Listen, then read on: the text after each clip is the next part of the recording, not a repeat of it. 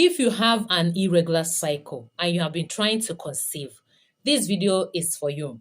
And if you have been trying to conceive with an irregular cycle, does it mean your own has finished? Does it mean there's no hope for you again? No, it doesn't mean that.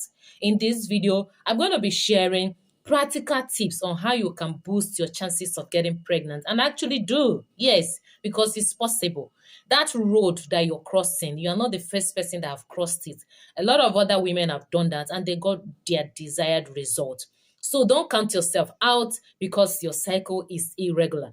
And the irregularity I'm referring to in this video is about having a cycle, like you have your cycle, this month is 25 days, next month is 30 days, next month is 21 days, next month is 23 days, but it's still within the World Health Organization recommended standard, like it's still within 21 to 35 days.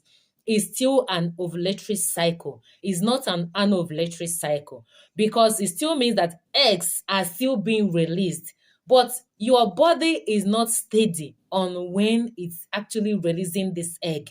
So for you to actually catch this egg when it's released, this is where you need high level of awareness, high level of intentionality, and keeping your game up as a woman. So first, let us understand what an irregular cycle means. An irregular cycle simply means when your cycle don't follow a predictable pattern. For some women, it's shorter than 21 days or longer than 35 days. That one is anovulatory, okay? It is not within an ovulatory cycle. It simply means it's shorter than 21 days, longer than 25 days. Eggs are not being released, like I said earlier. And there are common causes to this, which PCOS can come in, thyroid issues, hormonal imbalance, okay? A lot of other factors can come in. But the good news is, with an unpredictable menstrual cycle, this month you have your cycle at 28 days, next month is 29 days, next month is 31 days, you stand a chance to catch that egg, all right? So let's look at the number one step that you must be able to take as a woman. Tracking your ovulation. Yes, it's possible to track your ovulation even though your cycle is not predictable. These days and time, people are no more in ignorance. A lot of people engage some apps to help them do this if they can't do it manually.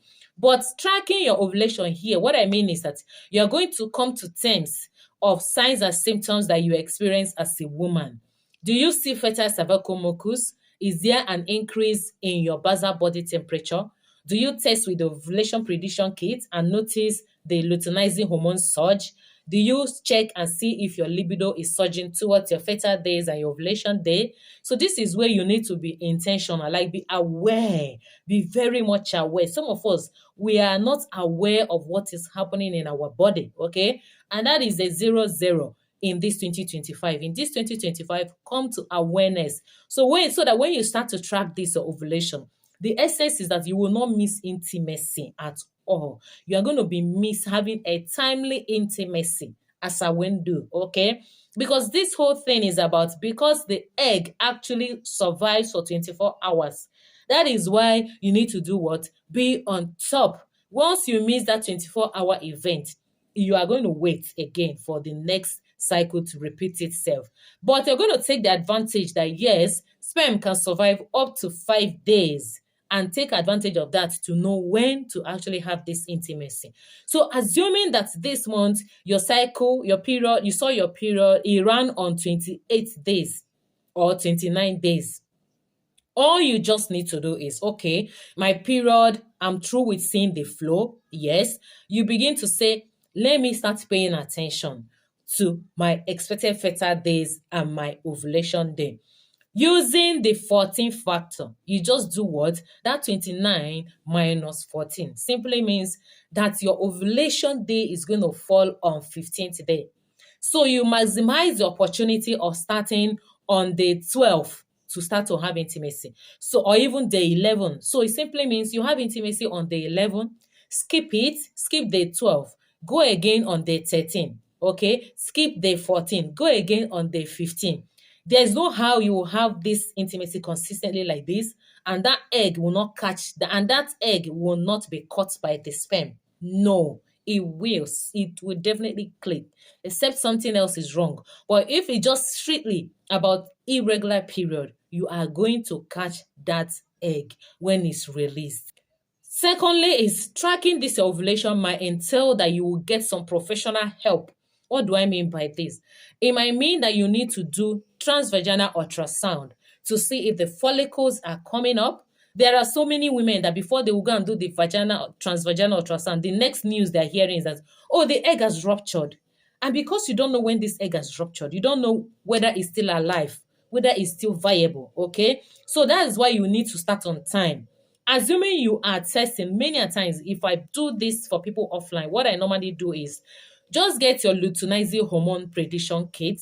As soon as you finish your menstrual cycle, okay, give yourself 2 days, depending on the cycle length, okay? If I'm using 29 days now, just give yourself 2 days. Then start to test with your early morning urine. Test on that maybe day 7 or day 8, depending on how many days you bled, okay? You test, give 2 days break, you test, okay? Just be checking the thickness, if the test line and the control line, if they are aligning, okay? Once you see that surge, don't waste time. Many a times, if you're a woman that still notice obvious signs and symptoms of ovulation, you will start to notice massive changes and you know that it's time to take action. Why do I even say, okay, have intimacy today, give like 2 days gap and start again? It's just so that you give the body, your husband's body, time to repair and rebuild, okay? Yes. So doing the transvaginal ultrasound, they will not tell you, oh, that the follicles are coming up. You don't wait until you have reached your fertile days, you have reached ovulation day. That's when you now go and do the transvaginal ultrasound. You may get the sad news that the egg has ruptured.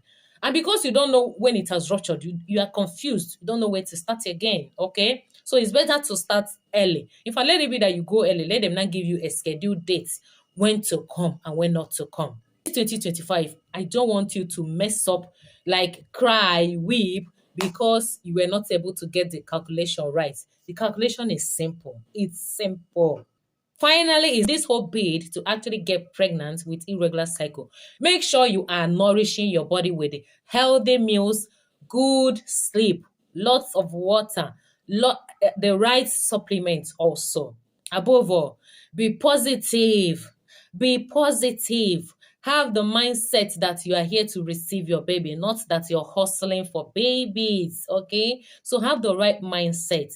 It's going to help you. This is the theoretical part of it. I just need you to practicalize it. You will see that it's easy to actually get pregnant with irregular cycle. Stop receiving that gist that, oh, your own has finished, it's no more possible for you. You must correct the cycle back, like have it every 28 days, every 28 days, every 28 days for this to happen. No, you don't have to do that. The science is just to catch the egg and is about having the intimacy as I went do. And you should be intentional about the signs and symptoms you are seeing around you. That is why I said if you're not seeing signs and symptoms, back it up with professional support. Ovulation prediction kit is there to help you. You can do TVS to see if the follicles are